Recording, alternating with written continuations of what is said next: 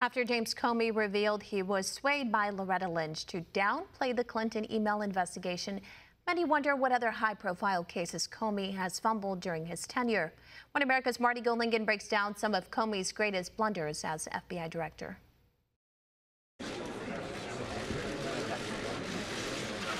Former FBI Director James Comey portrays himself as a Boy Scout who can do no wrong and stands up for our nation's rule of law. But what happens when the man leading the FBI drops the ball?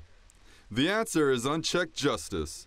In the past few years, an unprecedented amount of scandals have plagued the FBI, and it all happened under Comey's watch. They almost convince you that you're guilty. I was just so scared. I was just putty in their hands. One flub from Comey's team was brought to light by a Freedom of Information Act request.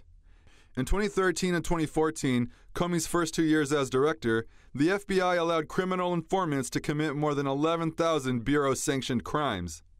Many of the laws broken include drug trafficking and manufacturing, computer hacking, violent crimes, and even corruption by an elected federal, state, or local official. How do you wish to plead? Guilty. And are you guilty of the 9 murder charges, the 3 attempted murder charge, and the pistol charge? Yes, sir.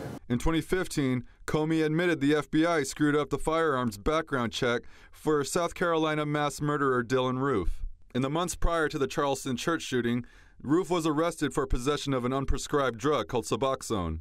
Comey says that arrest should have prevented Roof from buying a gun, but data was not entered properly into computer systems or was mishandled by officials.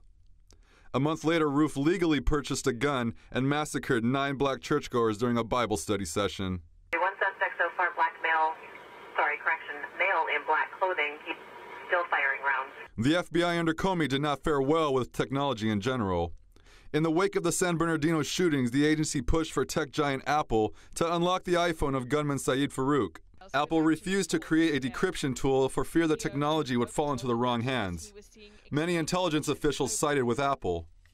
However, the FBI was able to crack the smartphone after paying professional hackers to come up with a method.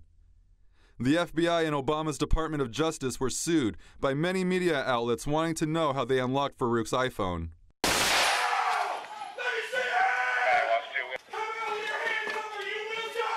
Another domestic terror incident that became a disaster for Comey's FBI was their investigation of Pulse nightclub shooter Omar Mateen.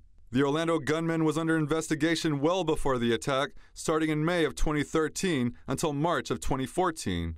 The FBI received a tip about Mateen being a credible terror threat after making comments to coworkers about staging an attack. The 10-month investigation showed Mateen's coworkers were teasing him about his Muslim religion, and he was only trying to scare his bullies. The FBI closed his case and moved on to other potential threats, but did not keep him on the terror watch list. 2 years later, Mateen would pledge his allegiance to ISIS and brutally kill 49 people and wound dozens of others in what is now the worst mass shooting in U.S. history. Comey would later defend the Bureau and say he did not see anything that his agents should have done differently. There is evidence that they were extremely careless in their handling of very sensitive, highly classified information. And of course, let's not forget the infamous Clinton email scandal. First, Comey gave immunity to Hillary Clinton aides and destroyed their laptops after reviewing them. He then admitted Clinton's handling of the classified emails was reckless and compromised national security due to her ignorance, but did not bring criminal charges against her. Not to mention the secret tarmac meeting between Bill Clinton and Obama Attorney General Loretta Lynch, which was never questioned. After announcing the reopening of the email investigation during the 2016 election, his credibility began to slip even more.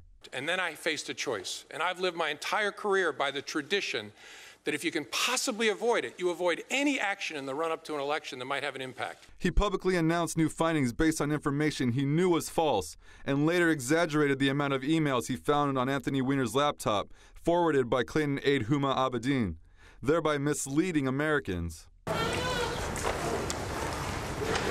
Overall, the former FBI director has proven time and again he was not fit to hold his position, and the Bureau's handling of the high-profile cases under his watch have not been the best. These instances, along with the handling of the Russia investigation, only vindicate President Trump's decision to fire Comey and bring the FBI back to its former glory. Marty Golingan, One America News.